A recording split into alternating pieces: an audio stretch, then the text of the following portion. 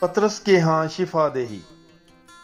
مقدس مرکز کی انجیل، اس کا پہلا باب 29 تا 34 آیات تک۔ اور وہ فوراً عبادت خانے سے نکل کر یعقوب اور یوحنا کے ساتھ شمعون اور اندریاس کے گھر آئے، اور شمعون کی ساس تپ سے پڑی تھی، اور انہوں نے فوراً اس کی خبر اسے دی۔ اس نے پاس جا کر اور اس کا ہاتھ پکڑ کر اسے اٹھایا، اور اس کی تپ اسی دم اتر گئی، اور وہ ان کی خدمت کرنے لگی۔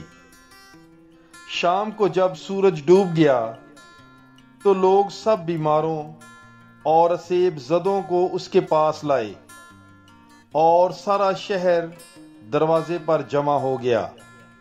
اس نے بتھیروں کو شفا بخشی جو طرح طرح کی بیماریوں میں مبتلا تھے، اور بہت سی بدروحوں کو نکالا، اور بدروحوں کو بولنے نہ دیا، اس لیے کہ وہ اسے پہچانتی تھیں۔